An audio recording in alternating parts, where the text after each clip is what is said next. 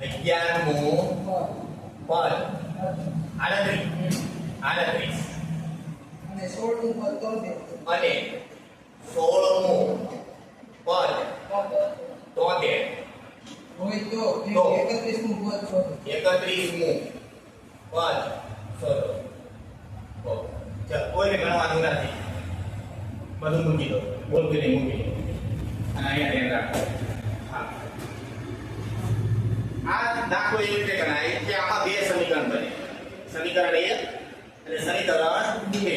આને તમારે ગણી લેવાનું સરળ 1, આને ગણી લેવાનું સરળ 2. કેવી રીતે સમજાવો? 11મું પદ હોય એને આપણે શ્રેણીની ભાષામાં શું લખાય? 11મા પદને a વત્તા 10d લખાય. જેટલા પદ કે એના d એ ઓછો રાખવાનું. આપણે ચોથું પદ કે તો આપણે શું લખી દીધી? a વત્તા 3d. નવમું પદ કે તો a વત્તા 8d. તો એવી રીતે 11મું પદ કીધું છે તો આને હું શું લખીશ?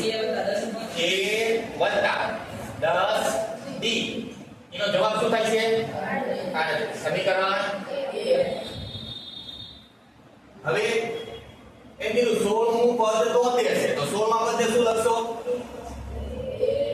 હા, a પ્લસ 15d એના બરાબર 73. સમીકરણ સરખાઈ દેવાના.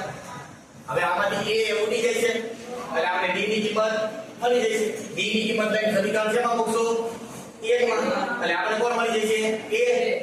પછી આપણે કેટલાનું પદ શોધી લેવાનું? 31. જો કેવી રીતે આ નિશાની ભરી ગઈ, આની નિશાની ભરી ગઈ, આની નિશાની ભરી જાય, એ ઉડી ગયા. ઓકે, હવે અહીંયા જોવાનું બેમાં કોણ મોટું છે? માઈનસ કે પ્લસ?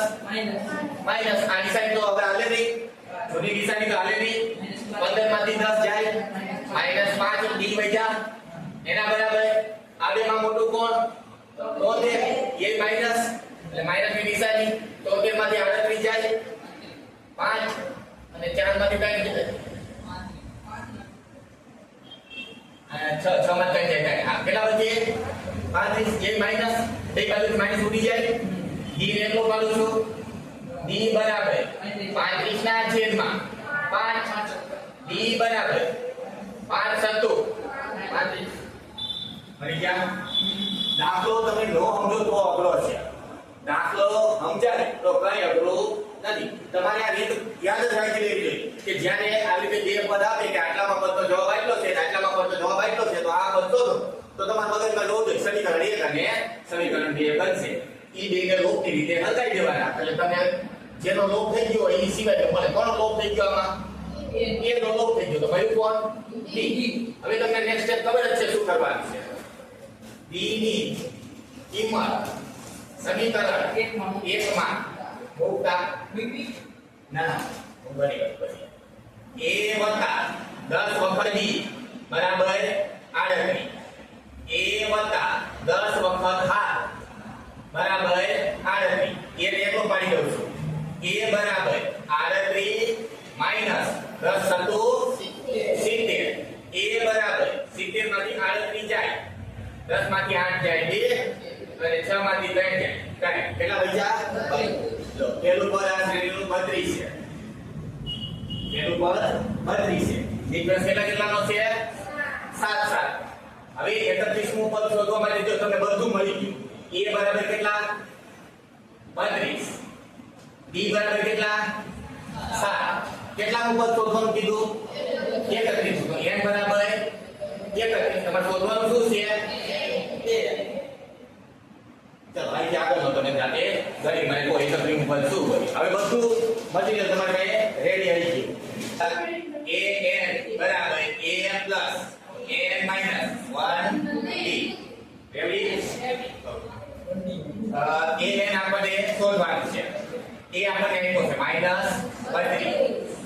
જોતા નહીં તમારે સ્ટેપ વાંચા હોય તો n -1 એટલે 31 માંથી 1 જાય, 31 માઈનસ 1 અને d આપણને આપ્યો તો કેટલા છે? 7.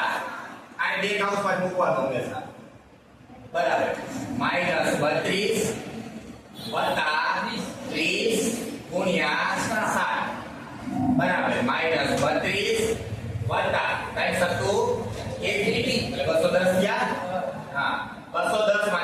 20 જાય 210 માંથી એટલે 10 વયે 100 કેટલા આવ્યા 78 હા.